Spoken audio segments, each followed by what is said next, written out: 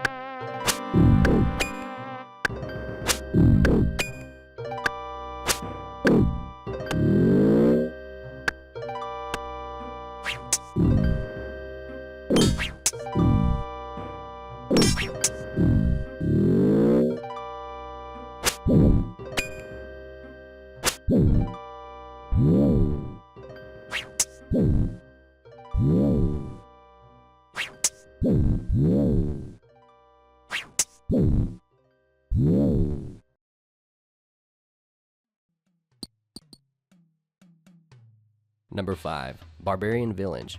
Once again, I've touched base on what the original Barbarian Village used to look like before it was changed in 2006, but for the sake of nostalgia, once again, I'm going to kind of just do a little bit of a walkthrough of the entire town side by side, comparing 05 and 07 for nostalgic purposes. One thing that you'll really notice is that the Stronghold of Security did not exist yet. Instead, in its place was a scaffold or something. It had no purpose, the scaffold, so it was later removed, and the Stronghold of Security was put in. But anyway, I'm just going to stop talking now and enjoy old Barbarian Village, guys.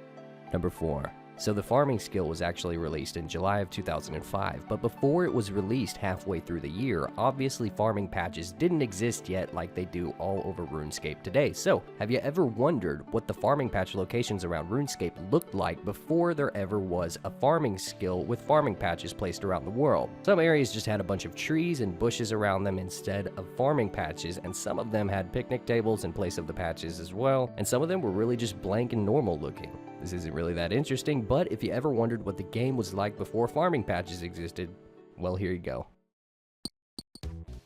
Number 3. Initiate Armor. So the Recruitment Drive quest was actually released on June 27th, 2005. Back in the day, certification... and certification.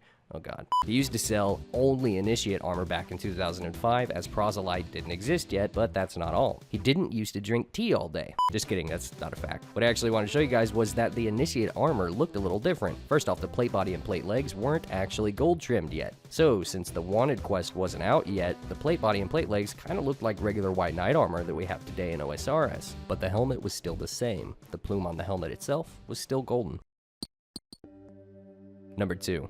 So most all of us know that Falador was once gray instead of white, and I've showed pictures of this before, but once again, I've never properly done a real comparison side by side showing you guys how much the city has changed. So that's exactly what I'm going to do again. I hope this isn't too boring for you guys, but being a veteran player myself since 2004, I love being able to finally once again look back on how everything has changed over the years. A few interesting things that you'll notice is how the White Knights are actually holding their two-handed swords with one hand. That's actually how 2H swords were held back in these times, but their attack animations were still the same as they are today. Another thing you veteran players out there might remember was that the party room was not located in Falador like it is today in OSRS. Instead, it was located in Sears Village, and where the party room exists today in OSRS, back in 2005, it was just people's houses.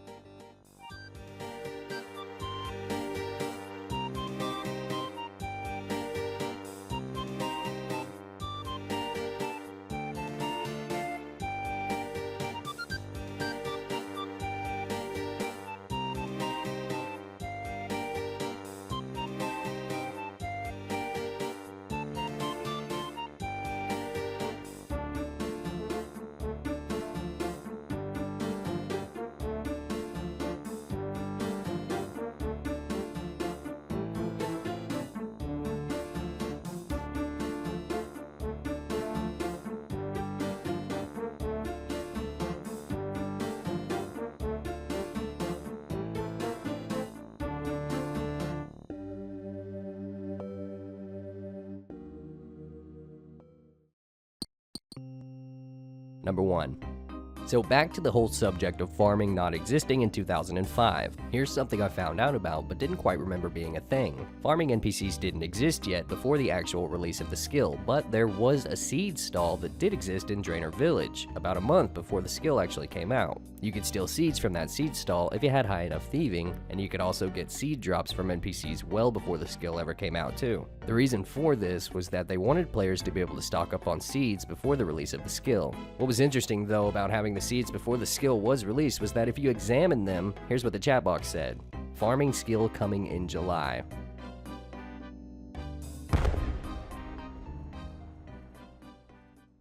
Thanks so much for watching, everybody, as well as being patient for videos to get out. I'm still struggling when it comes to getting back into the swing of things with YouTube, but as I get used to making videos again consistently, I'm sure they'll come out faster. Once again, thanks for watching, guys. I'll talk to you guys later.